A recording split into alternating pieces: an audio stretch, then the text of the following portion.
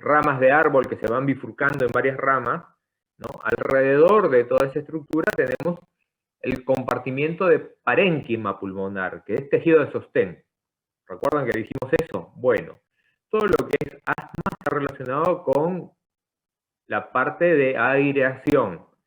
En cambio, la enfermedad pulmonar obstructiva crónica no tiene nada que ver con la parte de aireación, con los canales de aireación. Tienen que ver con toda la estructura que rodea a los bronquios y a los alveolos, que es el parénquima pulmonar. El parénquima pulmonar es un tejido denso, es tejido conectivo, compuesto básicamente por fibras de colágeno y fibras elásticas. Es la parte del pulmón que le da elasticidad al órgano, ¿no? Cuando, por diversos motivos, ocurren afecciones que terminan destruyendo las fibras de colágeno y las fibras elásticas del tejido pulmonar, ese pulmón se hace menos elástico. Y al ser menos elástico, al ser rígido, no acompaña, ¿no? A pesar de que el paciente tiene los movimientos respiratorios normales, no acompaña, al no ser elástico, ¿sí? el movimiento como para generar un buen ingreso de aire en el momento de la inspiración. O sea, el tórax expande, se produce presión negativa dentro del tórax, ¿no? Para favorecer el ingreso de aire, pero el pulmón está duro, básicamente duro, ¿no?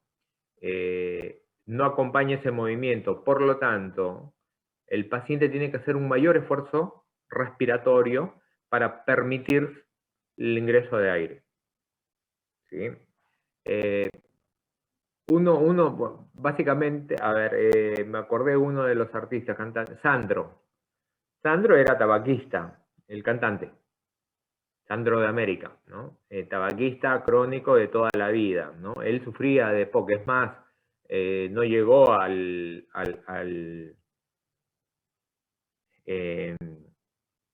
recibir un corazón-pulmón, él estaba en lista de espera para un trasplante, ¿no? Y el otro que murió hace, como digo, 3 años, pues Sandro murió hace mucho.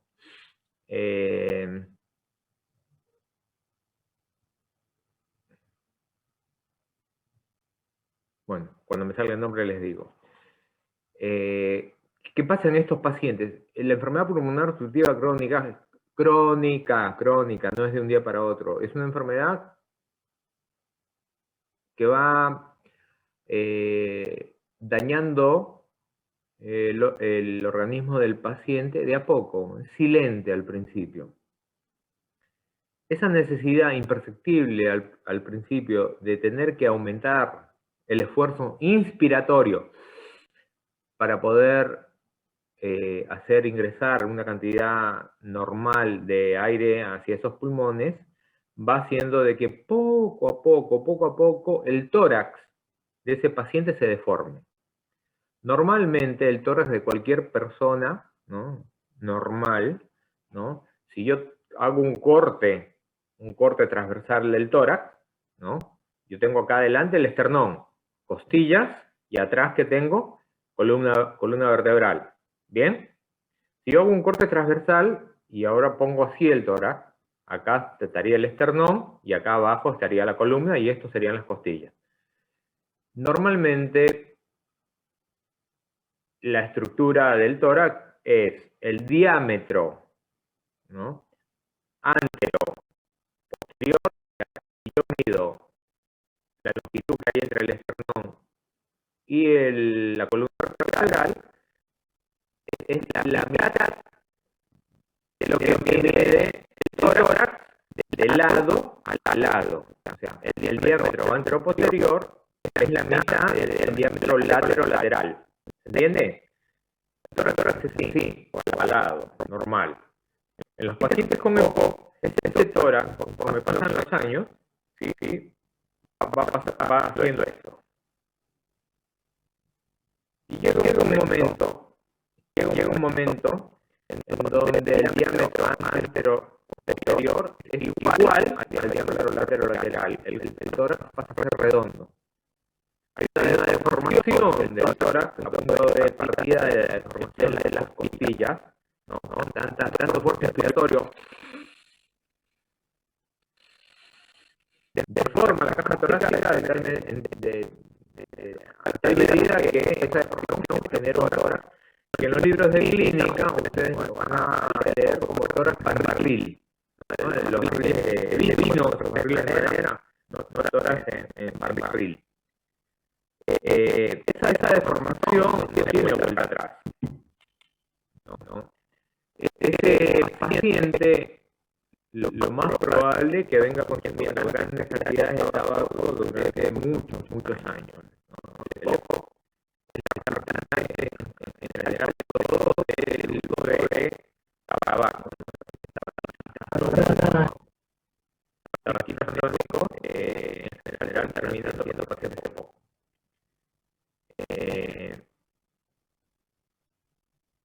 La lesión del sector respiratorio, ¿sí? El tejido respiratorio de la extensión del parénquima pulmonar se denomina enfisema.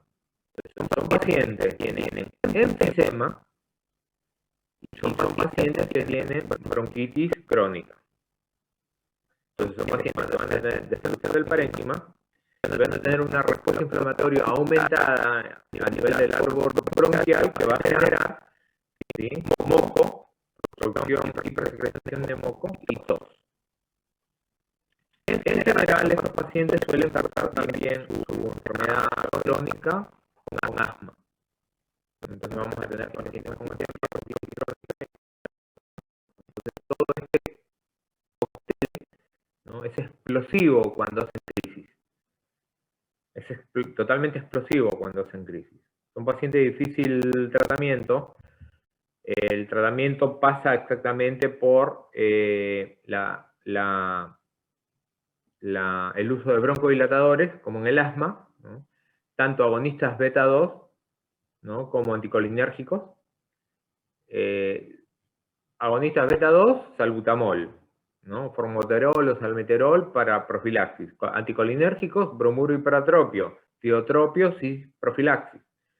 Antiinflamatorios, ¿no?, corticoides. Y en general, las crisis, los pacientes con EPOC la hacen como consecuencia de una infección respiratoria.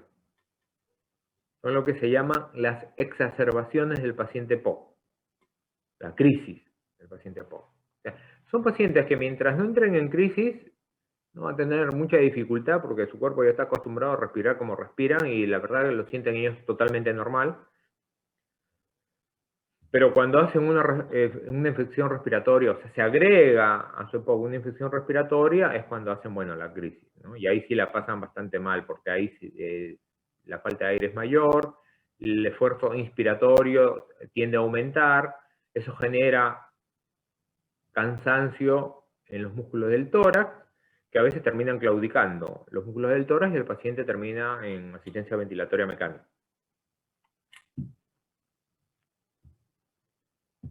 Por último, parte del tratamiento es oxigenoterapia, ¿no?, para la crisis, pero los pacientes crónicos suelen también, bueno, Sandro, si ustedes se acuerdan, los que se acuerdan, o si googlean, Sandro usaba bigoteras, ¿no?, con oxígeno en los últimos años. Necesitaba un aporte crónico, estable, de oxígeno, ¿no?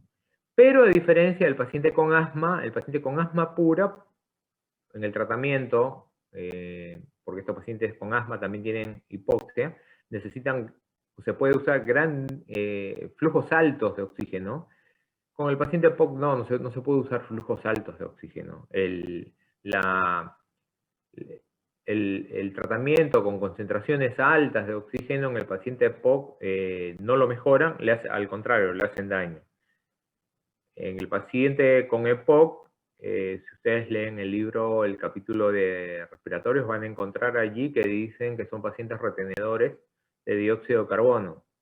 Son pacientes que normalmente manejan valores de concentración de oxígeno en sangre bajos respecto a un paciente normal, no EPOC, y manejan valores de dióxido de carbono altos, a diferencia de los pacientes no EPOC que los manejan más bajos. Entonces, son pacientes que tienen trastornos de gases en el organismo y que se pueden testear en sangre. Normalmente nosotros manejamos valores de oxígeno respirando aire ambiente, o sea, al 21%, valores de 100%, 99% de PO2 y valores de PCO2, de presión parcial de dióxido de carbono, de 40. Eso es lo normal. Estos pacientes con EPOC manejan valores de oxígeno, de presión parcial de oxígeno en sangre, ¿no? De 70, 80, ¿no? Y valores de PCO2, de presión parcial de dióxido de carbono, de 60, 50% más de lo normal. Son retenedores de dióxido de carbono.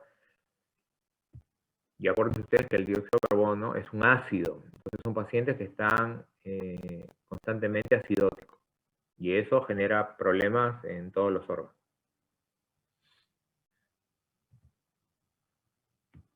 Por último, vamos a ver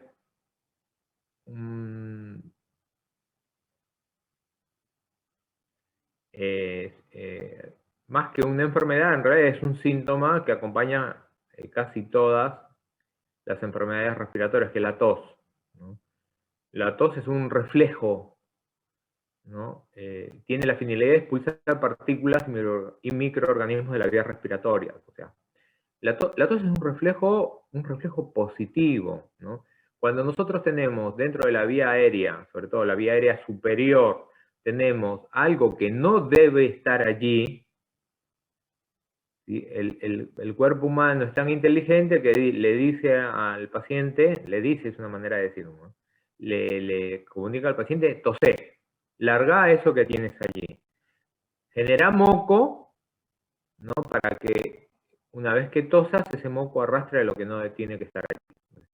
Si ustedes por allí están caminando por la calle y aspiran, no sé, a ver, a media cuadra derrumbaron una casa, ¿no? Para construir un edificio y generó más polvo y tierra de lo que debía generar, y ustedes estaban pasando a media cuadra, no se dieron cuenta, inspiraron todo ese polvo, esas partículas ingresan a la vía respiratoria alta.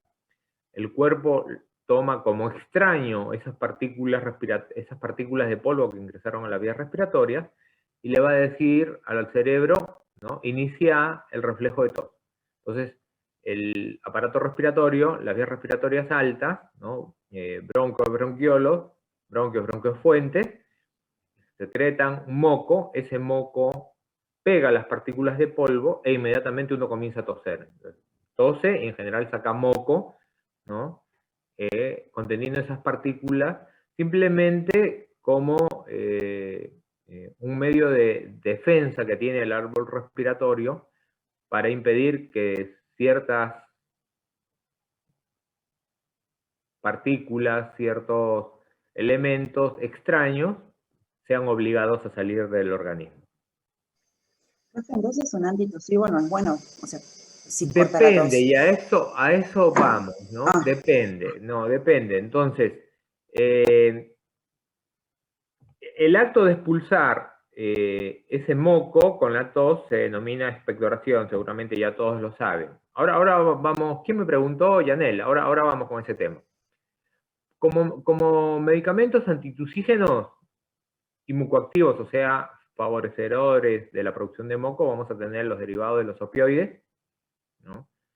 Codeína, ¿se acuerdan ustedes cuando vimos analgésicos opioides? Habíamos hablado de los de opioides fuertes y opioides débiles, y dentro de los débiles teníamos la codeína, pero les había dicho que la codeína, más allá de ser un opioide débil, prácticamente no se utiliza como analgésico, pero sí se utilizaba como inhibidor de la tos. Bueno, acá está, codeína y el dextrometorfán.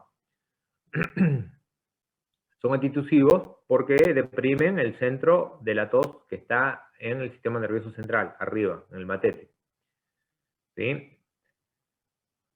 Y tenemos después otros fármacos que también son antitusígenos, no opioides, que también son mucoactivos. sobre todo, mucoactivo, ¿no? Vamos a tener la N-acetilcisteína, la carbosimetilcisteína, que es prácticamente lo mismo, la bromexina, que tal vez es el más utilizado. Si ustedes compran un jarabe para la tos, seguramente va a tener dextrometorfán, bromexina, ¿no? Y el ambroxol. Ahora, al respecto a la pregunta de Yanel, entonces, ¿no es bueno toser? No, es bueno toser. Es bueno toser. Lo que no es bueno es inhibir la tos en determinadas situaciones. A ver, si yo tengo hipersecreción de moco, porque mi cuerpo está generando una gran cantidad de moco en respuesta a un estímulo inflamatorio que tiene la vía aérea, es evidente que no debería inhibir la tos, porque si inhibo la tos, ¿sí? Esa hipersecreción de moco se va a acantonar en los bronquios, o sea, acantonar, se va a quedar allí, no va a salir y ese moco que no sale se infecta. Ese moco que no sale se infecta y así comienzan las neumonías, ¿no? Ese moco está contaminado con bacterias, las bacterias infectan ese moco, quedan acantonadas en ese moco y se producen muchas de las neumonías. Ahora, hay situaciones en donde sí podríamos inhibir la tos. La respuesta inflamatoria y la tos está relacionada con el estímulo en la vía aérea. Bronquios, bronquiofuentes, bronquiolos terminales, alveolos. Es allí donde se produce el moco. El moco no se produce en el parénquima pulmonar. El moco se produce en la vía aérea, que es donde tenemos la capa mucosa, el tejido mucoso, dentro de todo lo que es el árbol bronquial. ¿Sí? ¿Me siguen hasta ahí? Bien. Imagínense ustedes que tenemos un paciente que tiene un tumor, ¿no? Un cáncer,